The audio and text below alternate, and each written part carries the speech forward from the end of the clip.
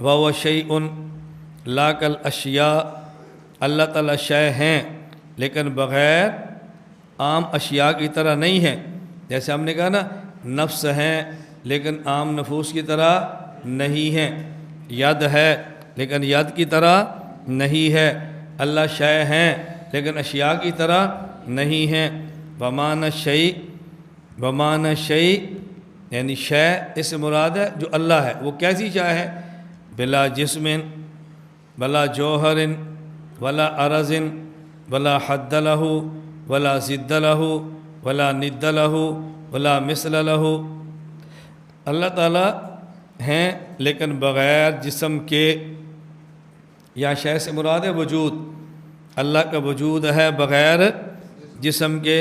جسم کہتے ہیں المرکب من الجزئین فصاعدا، دو یا دو سے زائد چیزوں سے مل کر جو بنے اسے جسم کہتے ہیں۔ اسے اللہ تعالیٰ جسم سے پاک ہے، کیوں؟ جسم کہتے ہیں جو دو یا دو سے زائد چیزوں سے مل کر بنے۔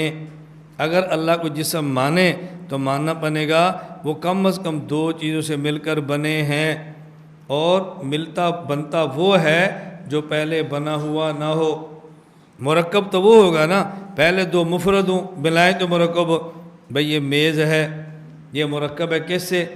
ایک اس کی چار ٹانگیں ہیں، اس کے اوپر یہ چھت ہے، اس کے ساتھ یہ جگہ ہیں، اس میں کیل لگے ہیں، یہ ساری چیزیں ملی ہیں تو یہ میز بنا ہے۔ تو اس کا مطلب کہ میز پہلے نہیں تھا نا، پہلے کیل الگ تھے، پائے الگ تھے، ان کو اکٹھا کیا تو میز بنا۔ اگر کہ اللہ جسم ہے تو جسم ہوتا ہے جو کئی چیزوں سے بنے، پہلے وہ چیزیں آتی ہیں الگ الگ ہوتی ہیں، پھر بنتی ہیں تو جسم بن جاتا ہے۔ اس کو تو حادث کہتے ہیں، چونکہ اللہ قدیم ہے اس لیے اللہ جسم بھی نہیں۔ ولا جوہر، اللہ جوہر بھی نہیں ہے۔ جوہر کہتے ہیں قائم بالذات، جو قائم ہو لیکن کسی کے وجود کے بغیر ہو، کسی سہارے کا محتاج نہ ہو۔ ولا عرض، اور عرض وہ ہوتا ہے کہ جو قائم بالغیر ہو۔ اللہ تعالیٰ کیا تو ان صفتوں کا تصور ہی نہیں ہے نا۔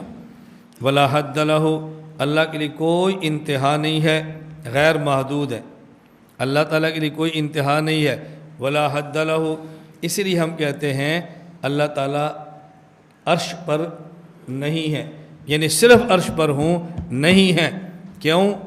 اگر آپ عرش پر مانو گے، توجہ رکھنا، تو سوال یہ ہوگا عرش مخلوق ہے، مخلوق جتنی بھی بڑی ہو محدود ہوتی ہے، اور اللہ غیر محدود ہے۔ اگر عرش پہ مانو گے عرش ہے محدود، ولا حد لہ، اللہ ہے غیر محدود، تو غیر محدود محدود میں نہیں سما سکتا۔ ضروری ہے کہ مانے اللہ صرف عرش پہ نہیں ہیں۔ ولا حد لہ، اگر آپ کہتے ہیں نا اللہ عرش پر ہے، توجہ، تو سوال ہوگا عرش اور اللہ مساوی ہیں، یا عرش بڑا ہے الیاذ باللہ اللہ چھوٹے ہیں، یا الیاذ باللہ اللہ بڑے ہیں عرش چھوٹا ہے؟ اگر آپ کہتے ہیں عرش اور اللہ مساوی ہیں تو پھر محدود ہوگے جبکہ اللہ غیر محدود ہے۔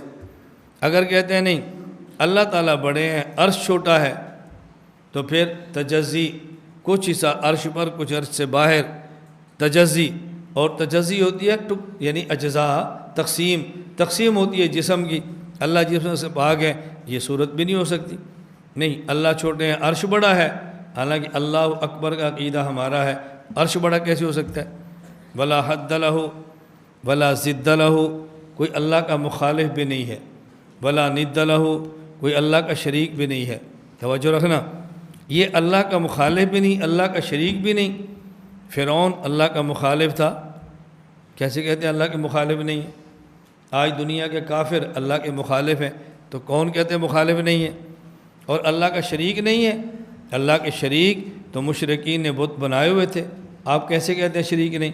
اس کا مطلب یہ ہے کہ کوئی بھی اللہ کا مخالف بننے کی صلاحیت نہیں رکھتا، کوشش کی ہے بنے لیکن مخالفت کا نفع نہیں۔ وہ بھی کہ مخالف ہے جو فانی ہو اور مخالفت کرے باقی کی، وہ بھی کہ مخالف ہے جو محدود ہو اور مخالفت کرے غیر محدود کی، وہ بھی کہ مخالف ہے کہ جو عاجز ہو اور مخالفت کرے قادر کی، مطلب یہ ہے کہ ان نے مخالف بننے کی کوشش کی ہے لیکن مخالف بننے کی صلاحیت نہیں ہے۔ اللہ کا شریک مانا ہے لیکن اللہ کے شریک بننے کی ان میں صلاحیت نہیں ہے۔ لا الہ الا اللہ، لوگوں نے غیر اللہ کو الہ مانا ہے، اللہ فرماتے ہیں یہ بھی کوئی الہ ہے کہ جن کو الہ کہنا ہے، لا الہ، ان میں تو الہ الوہیت کی صلاحیت نہیں ہے، یہ کیسے الہ ہے؟